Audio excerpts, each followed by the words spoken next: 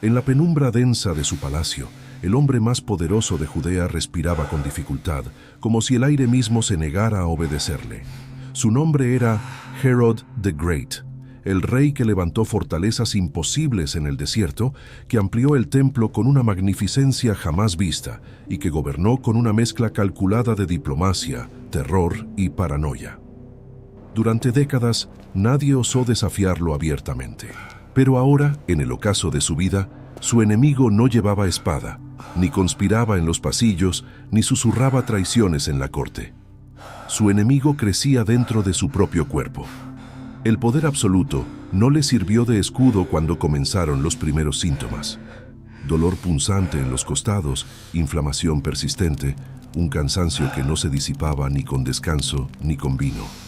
Al principio lo ignoró. Un rey no admite debilidad. Un rey no se inclina ante el dolor. Pero el dolor no pedía permiso. Sus riñones comenzaron a fallar lentamente, silenciosamente, como un mecanismo interno que se oxida sin hacer ruido hasta que, de pronto, deja de funcionar. La sangre empezó a cargar toxinas que el cuerpo ya no podía expulsar. El abdomen se hinchó, pesado, tenso, como si estuviera lleno de un secreto oscuro a punto de estallar.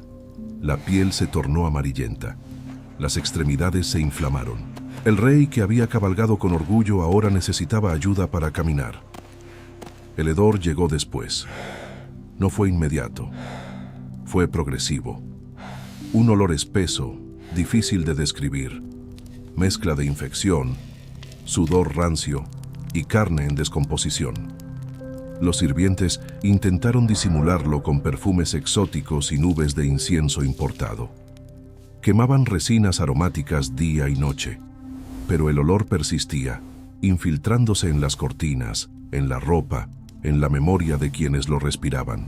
Nadie comentaba nada en voz alta. El miedo aún reinaba, pero todos lo sabían. Las crónicas antiguas describen algo aún más perturbador: gusanos emergiendo de las heridas abiertas del rey, no como metáfora, sino como escena real, grotesca, casi insoportable de imaginar. La infección había avanzado tanto que la carne necrosada se convirtió en terreno fértil para larvas. El cuerpo del monarca, protegido por murallas y ejércitos, ya no podía protegerse de organismos diminutos que lo devoraban centímetro a centímetro. La gangrena afectó zonas íntimas, destruyendo tejido con una violencia silenciosa. El dolor era constante, abrasador, como fuego bajo la piel. Los médicos aplicaban cataplasmas, realizaban sangrías, preparaban ungüentos con hierbas raras. Nada funcionaba. Cada intento parecía empeorar la situación. Cada vendaje retirado revelaba un avance más profundo de la corrupción. Herodes gritaba. Gritaba en la noche, y sus gritos atravesaban los corredores de mármol como si el palacio entero fuera una caja de resonancia. El rey, que ordenó ejecuciones sin pestañear, ahora suplicaba por alivio. A veces pedía música para distraerse, a veces ordenaba silencio absoluto, a veces acusaba a sus propios médicos de conspiración, convencido de que intentaban envenenarlo. La paranoia que marcó su reinado se intensificó bajo el efecto de la fiebre y el dolor. Su mente comenzó a quebrarse junto con su cuerpo. Veía sombras en los rincones. Sospechaba de miradas demasiado largas. Interpretaba susurros como planes de traición. Mandó ejecutar a familiares en los últimos años de su vida, temiendo que lo reemplazaran antes de tiempo. El poder lo había mantenido en la cima, pero también lo había aislado. No tenía amigos, solo subordinados. No tenía leales, solo temerosos. La enfermedad renal avanzaba sin pausa. La orina se volvió oscura y escasa. El abdomen, distendido por líquidos acumulados, dificultaba cada movimiento. Respirar era un esfuerzo. Dormir, imposible. Las noches se alargaban en espasmos, gemidos y delirios febriles. El sudor empapaba las sábanas, mezclándose con sangre y secreciones que los sirvientes limpiaban con manos temblorosas. En un momento de desesperación, intentó quitarse la vida. No por nobleza, sino por agotamiento. No podía soportar más el tormento. Fue impedido por guardias que temían el caos político que seguiría a una muerte repentina. Así, El rey quedó atrapado entre la vida y la muerte, obligado a continuar una agonía que parecía no tener fin. Lo más inquietante es que, incluso al borde del colapso, seguía pensando en el control. Ordenó que notables del reino fueran arrestados con una instrucción aterradora. Debían ser ejecutados en el momento de su muerte, para garantizar que el país llorara. Si no podía obtener amor genuino, al menos obtendría lágrimas obligatorias.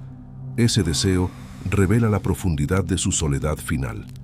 Gobernó con miedo, y el miedo fue lo único que lo acompañó hasta el último aliento. Los médicos ya no hablaban de recuperación. Hablaban de tiempo, horas, quizá días. El cuerpo estaba en fallo múltiple. Los riñones prácticamente inactivos, la infección extendida, la gangrena irreversible, la carne oscurecida indicaba necrosis avanzada. Los gusanos reaparecían incluso después de limpiar las heridas, como recordatorio brutal de que la descomposición no se detiene por decreto real. El rey pidió ver el templo que había engrandecido, pero no pudo levantarse. La vista se nublaba. La voz se volvió un susurro quebrado. El hombre que había decidido destinos ahora apenas podía decidir si quería agua o silencio. El trono permanecía vacío durante días enteros. La corte, en susurros, preparaba discursos fúnebres mientras fingía esperanza. Finalmente, su respiración comenzó a espaciarse, lenta, irregular. Cada inhalación parecía la última. Los médicos intercambiaron miradas que no necesitaban palabras. Un espasmo recorrió su cuerpo debilitado. Y luego, silencio. No hubo grandeza en ese momento. No hubo discurso final. No hubo redención. El hombre que sembró terror murió consumido por una enfermedad que lo desfiguró física y mentalmente. La orden de ejecutar a los notables no se cumplió tras su muerte. Ni siquiera su último intento de controlar las emociones de su pueblo fue respetado. El reino respiró aliviado. La historia lo recuerda por sus construcciones monumentales, por su astucia política, por su brutalidad, pero también por la manera grotesca en que terminó. Algunos consideran exageradas las descripciones de gusanos y putrefacción. Otros las aceptan como relato literal de una infección avanzada sin tratamiento moderno. Lo cierto es que su agonía fue real, documentada, prolongada, devastadora. El poder absoluto no protegió su carne. Las murallas no detuvieron bacterias. Los ejércitos no combatieron la gangrena. La biología fue el único enemigo que no pudo intimidar ni sobornar. Herodes gobernó con puño de hierro, pero murió atrapado en su propio cuerpo, prisionero de un proceso lento e implacable de descomposición. El rey que quiso controlar destinos no pudo controlar su propia decadencia, y su final, más que cualquier conspiración, se convirtió en la imagen más oscura de su legado.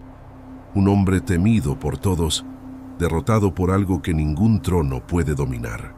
Y así terminó la historia del rey que creyó que el poder era eterno. Pero descubrió, demasiado tarde, que la carne es frágil y el cuerpo no obedece coronas. La muerte de Herodes no fue silenciosa ni gloriosa. Fue lenta, fue dolorosa, fue humana. Y quizás esa sea la lección más inquietante de todas. Ningún imperio, ningún trono y ningún nombre temido puede escapar al paso implacable del tiempo. Si te impactó esta historia oscura de la antigüedad, deja tu like ahora mismo. Eso nos ayuda a seguir trayendo relatos reales que parecen sacados de una pesadilla. Y suscríbete al canal para no perderte las próximas historias donde el poder, la ambición y la tragedia se encuentran en sus formas más perturbadoras.